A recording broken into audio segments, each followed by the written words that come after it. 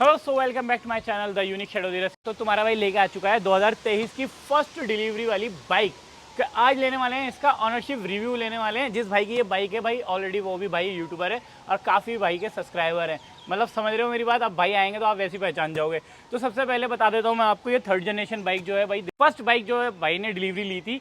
तो लक्की भाई एक बार आ जाओ यार प्लीज़। अरे ये हमारे लक्की भाई। लक्की भाई की बाइक है, बढ़िया भाई। भाई आप बताओ भाई इस बाइक के बारे में बताओ कि अभी तक का कैसा आपका एक्सपीरियंस रहा है इसके साथ, कहाँ कहाँ आपने राइड करी है और कितना आपको माइलेज तो खैर मैटर नहीं करता, लेकिन माइलेज फिर भी कितना मिल जाता है इसमें। तो बताएं लक्की भाई इसका क्या।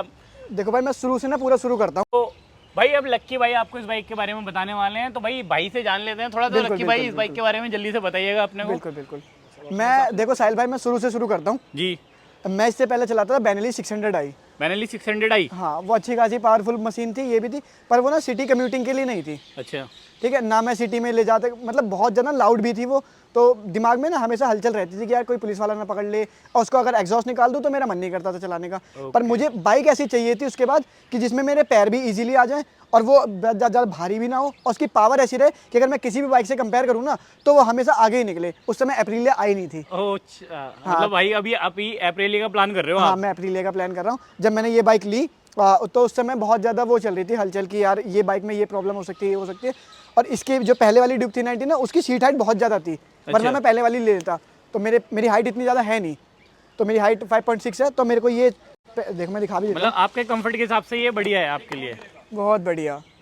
एक छोटा सा एग्जांपल मैं बता, मैं फ़ोन भी चार्ज पे मैंने लगा रखा था बहुत फास्ट चार्जिंग करता है भाई। मतलब फ़ोन चार्जिंग भी लगा रखा था इसमें? हाँ, इसके अंदर बहुत सारे फीचर हैं, मैं धीरे धीरे बताता हूँ।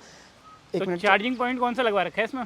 ऑलरेडी लगा हुआ है भैया। मतलब ऑलरेडी लगा हुआ है? कौन सा आईफोन चार्ज कर रहे हो ना? हाँ, टाइप सी वाला कोई सा भी लगा सकते हो। यूएसबी नहीं है, यूएसबी में थोड़ा स्लो चार्ज करता है और टाइप सी में तेज चार्ज करता है। मेरे पैर आ गए, वेट आ गया, पावर आ गई, सारी चीज़ें मेरे को, और लुक्स चेंजेस भी थे, तो मेरे को ये अच्छी लगी बाइक। और मेरे को ना फेड मशीन में नहीं जाना था, मेरे को नेकेड में जाना था कंफर्टेबल, क्योंकि मैं पहले R15 चलाता था ना, तो मेरे हाथ वगैरह में थोड़ा पेन होता था, तो फिर मैंने ये फेड मशीन ले ली। वैसे भाई मैं ये बोल रहा हूँ आपसे कि जैसे पब्लिक जानना चाह रही है कि फर्स्ट बाइक जो आपने ली है दिल्ली में, फर्स्ट डिलीवरी आपकी थी ये, मतलब बाइक लेने के टाइम पे आपका कैसा था? मतलब क्या खुशी थी, क्या महसूस था? भाई मैं बहुत खुश था, और मेरे मन में ना एक ही चीज़ थी जो मैंने, मतलब एक चीज़ क्या थी वो मैंने मन को पहले से ही बता रखा था कि अगर मैं ये बाइक ले रहा हूँ ना, तो मैं कभी भी ज़िंदगी में ये ना सोचूं कि इसकी माइलेज अच्छी आ रही है या बुरी आ रही है, या ये 25-30 की माइलेज दे रही है या ये 18-19 की दे रही है। मतलब खैर भाई बेनेली 600i भाई चला चुके हैं, तो माइलेज तो मैटर ही नहीं करता तुम्हारे लिए। हाँ, मैंने पहले प्री प्लान कर लिया था कि अगर माइलेज को लेके मैं सोचूंगा ना तो मैं दुख रहूंगा। तो इसलिए मैंने आज तक सोचा ही नहीं, क्योंकि इस गाड़ी की ना माइलेज, मुझे क्या इसकी क्या ऑलमोस्ट सारी बाइकों की कमी है जो 300 सीसी से ऊपर है। मतलब तुमने जब से ये बाइक ली है तब से तुमने क्या क्या चेंज कराया है इसके अंदर? वैसे देखो, जब मैंने ली वैसे कुछ हार्श चेंज नहीं है, देखने में थोड़ा सा लग रहा होगा, बस इसके ना ये ग्राफिक्स है, इन पे मैंने टेप वगैरह करा रखी है, रैप वगैरह। और ये रैपिंग है? हाँ, ये रैपिंग है, और इसको हो गए कम से कम 1-1.5 साल हो गए। 1-1.5 साल हो गया। हाँ, और जो इसके अलॉयज है ना, ये ऑरेंज कलर के आते हैं, ये अलॉयज और ये पीछे वाले पैनल्स हो गए, ये बैक पैनल्स पकड़ने वाले हो गए, ये सारे के सारे ना सिल्वर आते हैं। इनको मैंने कलर कर रखा है ब्लैक कलर का, तो ये मेरे को ठीक लगा। पहले ना इसके ऑरेंज थे अलॉय, ये ऑरेंज थे। हाँ, तो मैंने इसको ब्लैक करा दिया। मतलब अप्रोक्स कितना खर्चा आ गया होगा इसमें? यार देखो, वैसे अगर मैं बताऊं तो ऑलमोस्ट 10,000 रुपये के आसपास। 10,000 रुपये? हाँ, मतलब मोटा सारी चीज़ें पकड़ के बता रहा हूँ, क्योंकि ये मिरर भी थे ना मेरे, अभी तो मैंने निकाल लिया। हाँ, तो ऑलमोस्ट मेरा 8 से 10,000 रुपये के बीच में खर्चा आ गया। 8 से 10,000 के बीच में खर्चा आ गया। क्योंकि मतलब मैंने लाइट भी बंद करवा रखी है, इसकी एक्स्ट्रा HJG की लाइटें लगवा रखी है, तो ये एक्स्ट्रा आपने इंस्टॉल करा रखी है? हाँ, क्योंकि इसका थ्रो बहुत बेकार है भाई, बहुत बेकार थ्रो। अच्छा। बहुत बुरा, अभी बिल्कुल भी अच्छा नहीं है। तो मैं पहाड़ों पे मसूरी लेके गया। मसूरी ले गए आप? हाँ, लेके गया। जब मैंने ली थी तभी लेके गया था मैं फर्स्ट सर्विस पे। नैनीताल में ही लखनऊ में मैंने इसकी फर्स्ट सर्विस कराई थी। भाई लाइट बहुत बुरी है, निहायत ही बुरी है। बिल्कुल भी कभी मत एक्सपेक्ट करना कि इसको लेके आप पहाड़ों पे या कहीं टूर एंड ट्रैवल करने जा रहे हो, ट्रिप वगैरह मार रहे हो, तो इसकी स्टॉक लाइट पे कर सकते हो। मतलब इतना है कि विजिबिलिटी नहीं है इतनी इसकी? नहीं है। तो मतलब इसलिए आपने ये इंस्टॉल कराई है? हाँ, मैंने इसकी मेन लाइट को बंद भी करा रखा है, चलती भी नहीं है वो। तो मतलब आप ये कहना चाहते हो कि भाई अगर आप ले रहे हो तो अलग से इंस्टॉल करा सकते हो आप, ताकि आप अगर कहीं राइड कर रहे हो तो आपको कंफर्ट महसूस हो। ठीक है, मतलब कंफर्ट राइड आपकी रहे। एक चीज़ मैं और बता दूँ, मैंने सोचा था कि जो मतलब KTM की जितनी सीरीज है उसमें आप लोगों को पता होगा वाइब्रेशन थोड़ी सी आती है। KTM की सारी, क्योंकि पावरफुल इंजन है। मेरे को लगा था इसके अंदर ना नई गाड़ी आ रही है तो कम कर दिया होगा। इसके अंदर भाई पुरानी वाली मुकाबले बहुत ज़्यादा वाइब्रेशन है, बहुत ज़्यादा वाइब्रेशन है। मेरा एक बेचने का रीजन इसका वाइब्रेशन भी है। अच्छा, मतलब आप इसको सेल आउट कर रहे हो आप? हाँ। तो इसको सेल आउट करके आप कौन सी प्लान कर रहे हैं? Aprilia RS4। बहुत बढ़िया भाई। इसके फुट रेस्ट पे, हैंडल बार पे, टैंक के पास कोई ऐसी जगह नहीं बचती जहाँ वाइब्रेशन। वैसे भाई ये लकी भाई पावर के मामले में कैसी है? अरे भाई मत पूछो, मैं बेनेली को बहुत आंख बंद करके जितनी मर्जी स्पीड में जितने मर्जी गियर में भगा लेता था, आंख बंद करके खींच लेता था, जैसे मर्जी कुछ भी कर लेता था भाई। इसके साथ नहीं कर पाता मैं अभी भी। इसके साथ नहीं करते हैं, काफी एग्रेसिव बाइक है ना। जैसे ये तीसरे चौथे मतलब तीसरे गियर में तो ये मान लो अगर मैं हाई आरपीएम पे हूँ ना तो ये तीसरे गियर में भी उछलने की सोचती है। मतलब तीसरे गियर में भी उछलने के लिए हाँ, सोचती है। बहुत मतलब अच्छी अभी विली विली ट्राई करी कभी इससे? भाई मैं इस चीज़ में हूँ नहीं, पर ये ऑटोमेटिक मार देती है। अच्छा, मतलब कितनी पावर है वैसे इसकी? इसकी 46 PS है और अराउंड 39 का न्यूटन मीटर टॉर्क है। 39 का न्यूटन मीटर टॉर्क है, 46 PS पावर है इसकी। हाँ, पर इसको रियल लाइफ में चलाओगे ना ये और भी ज्यादा प्रोड्यूस कर देती है, मतलब और ज्यादा एग्रेसिव हो जाती है। हाँ। तो अच्छा मतलब मैं हाँ एक बार साल भाई एक चीज और बताता हूँ, मतलब KTM सीरीज के सब लोगों के साथ नहीं होगा, सिर्फ मेरे साथ हो सकता है। मेरे आगे वाला टायर तो स्टॉक है, सिर्फ 9000 मेरी गाड़ी चली है। 9000 चल गई आपकी? हाँ। ये कितने टाइम में चला दिया आपने 9000? यार मैंने काफी कम चलाया इसको। अच्छा। इसको मैंने ऑलमोस्ट 1 साल के अंदर चला लिया। 1 साल के अंदर आप इसको चला चुके मैं थोड़ा, क्योंकि मेरे पास एक एडिशनल बाइक है ना, तो लोकल में मैं अपनी R15 को चलाता हूँ, और जब मैं बाहर जाता हूँ या कहीं अच्छे संडे राइड पे जाता हूँ तो मैं इसको लेके जाता हूँ। मतलब संडे राइड वगैरह करते हैं आप, ज्यादातर ये खड़ी रहती है अपने घर में। बाकी आपके पास R15 है, लोकल में। हाँ, लोकल में R15 चलाता हूँ माइलेज के लिए, जो हर कोई सोचता भी है यार, इसमें कोई गलत बात नहीं है। इसके ना यार मैंने पीछे वाला 170 सेक्शन का टायर लगा रखा है। मतलब ये 170 सेक्शन का टायर करवा रखा है भाई? हाँ, 170 60 R70 लेवल का ब्राइट टायर है, देख रहे हो यार। मतलब लीन करने में प्रॉब्लम तो नहीं आती? कुछ नहीं आती, कोई प्रॉब्लम नहीं आती। पर मैं एक चीज बता देता हूँ, पता नहीं क्यों, जैसे मैंने बताया ना आगे वाला स्टॉक है, पीछे वाला चेंज है। 4000 5000 किलोमीटर पे, जबकि ना मैं बर्नआउट मारता, ना मैं स्लिप वगैरह मारता, ना मैं कुछ करता, उसके बावजूद भी 4-5000 किलोमीटर बाद मेरा टायर खत्म हो गया। मतलब 4-5000 किलोमीटर में यार टायर खत्म? स्टॉक टायर, पता यार नहीं कैसे। फिर मतलब मैं मानता हूँ फिर तो टायर की क्वालिटी खराब हो सकती है, ऐसा हो सकता है। हाँ, इक्वालिटी से याद आया, क्योंकि फिर बाइक का तो इसमें कोई वो फॉल्ट नहीं है। हाँ, बाइक का कोई फॉल्ट नहीं है। एक चीज और, जो पहले इंजन आया करता था वो 373 सीसी का इंजन आता था जी। अब आता 400 सीसी का इंजन इस गाड़ी के अंदर। 400 सीसी का, पर इन्होंने टायर वही वाले दिए जो 373 में देते थे। अच्छा। जब पावर भी कम थी, न्यूटन मीटर टॉर्क भी कम था। अब जब टॉर्क बढ़ा दिया, पावर बढ़ा दी, उसके बाद भी सेम टायर थे, तो जो इसके स्टॉक टायर है ना, वो मुझे ऐसा लगता है कि इसकी पावर को झेल नहीं पाते हैं। अच्छा। मुझे बहुत बार फील हुआ, जैसे आप गीले रोड पे चला रहे हो और एकदम से ड्राई रोड पे आके आप सोचो ना भगाऊं, तो व्हील स्पिन होता था। मतलब इसका मॉड्स का क्या सीन है वैसे, मुझे कुछ बताओगे मॉड्स का क्या सीन है इसका? मतलब कि क्या मॉड्स है इसमें, कितने मॉड्स हैं? इसमें 3 राइडिंग मोड है, ये रहा, एक स्ट्रीट है, हाँ। एक ट्रैक है, और एक अभी रेन है। जैसे मैं बता देता हूँ पर्सनल लाइफ में, ये जो स्ट्रीट है और ये ट्रैक है, इसमें तो इतना ज़्यादा बिल्कुल भी ना के बराबर वो आता है, क्या नाम है, चेंजेस, वरना सेम ही रहते हैं।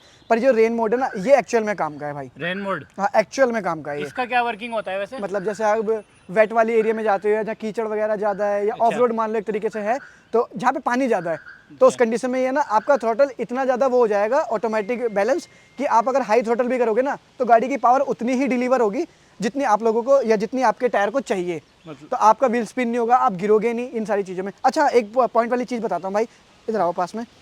बताओ। जैसे डिप 390 एक ऐसी मशीन है ना जो सब लोगों को लगता है कि नॉर्मल बाइक है, जो सब लोगों को लगता है नॉर्मल बाइक है जी। तो कोई भी मेरे से जैसे दोस्त वोस्त मांगता है, उसको मैं दिखाता हूँ ना, तो ऐसा लगता है कि कहीं गेयर ना दे, ये ना दे, तो मैं क्या करता हूँ, एक सिंपली ये वाला बटन दबाता हूँ जी।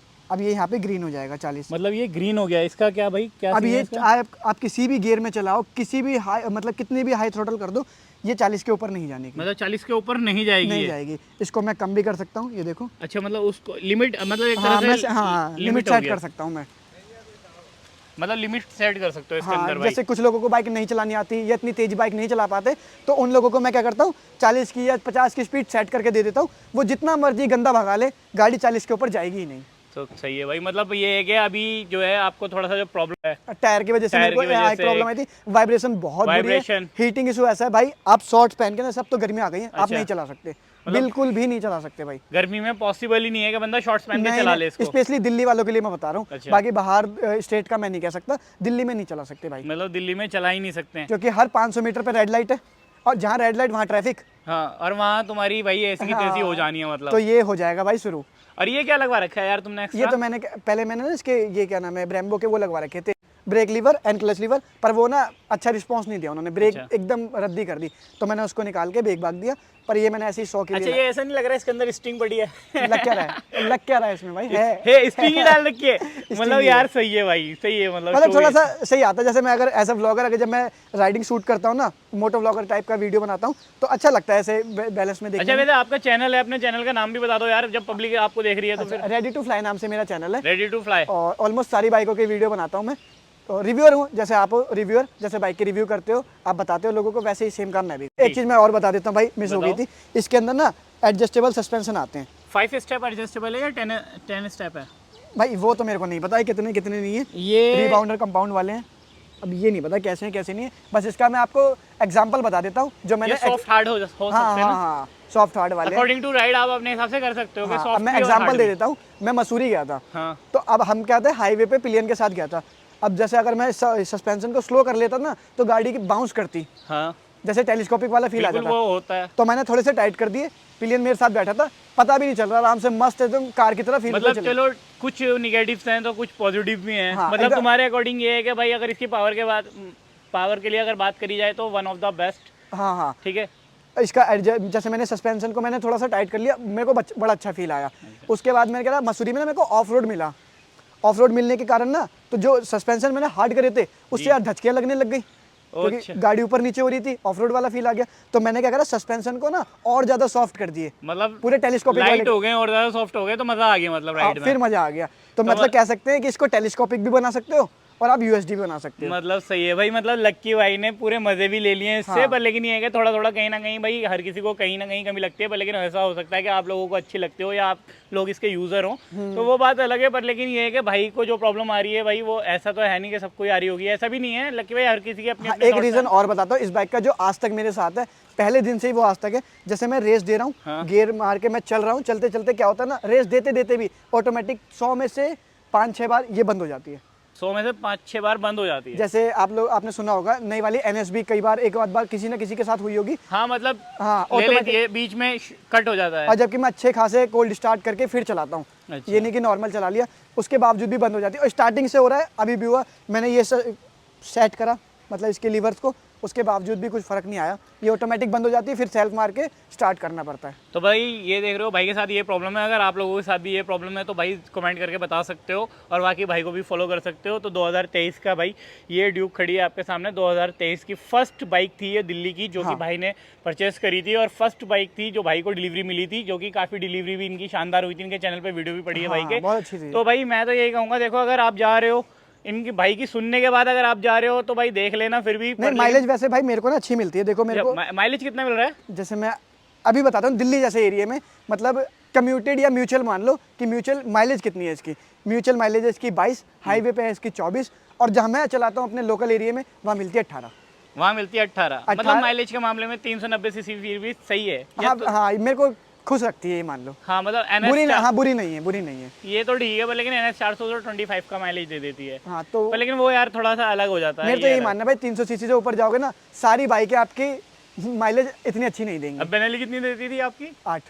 8 का माइलेज, 8 या 10। भाई देख रहे हो यूट्यूब की कमाई से 8 का माइलेज भी यूज कर रहे थे भाई। यूट्यूब की कमाई से ही थी। अरे ये भी यूट्यूब की कमाई से थी। तो भाई देख लो, आप लोग मतलब आप लोग भाई की बात सुन के अब आपके पता नहीं माइंड में क्या चल रहा होगा, पर लेकिन ये है कि भाई देख लेना, अभी जो चेंज हुए हैं वो भी पता नहीं कह नहीं सकते, पर लेकिन थर्ड जनरेशन अभी भी आ रही है। पर लेकिन अब आएगी भाई, आगे चेंज हो सकता है ना। अभी कम से कम 2 साल तो यही आएगी, क्योंकि इन्होंने ये वाला इंजन ना भी KTM RC में नहीं डाला। अभी RC में नहीं डाला। RC में वो पुराना वाला 373 सीसी का इंजन आ रहा है, इसमें 400 का हो गया। तो दोस्तों ये थी भाई लक्की भाई थे हमारे, और भाई ने अपना चैनल भी बता दिया। तो भाई अगर वीडियो कैसी लगी है लाइक भी करना, कमेंट भी करना, और भाई का एक्सपीरियंस लेके आपको क्या लगता है कि बाइक परचेस करनी है नहीं करनी है तो वो भी बता देना। मिलते हैं आपको नेक्स्ट वीडियो में, तब तक के लिए बाय बाय। भाई कुछ कहना चाहते हो? Take care.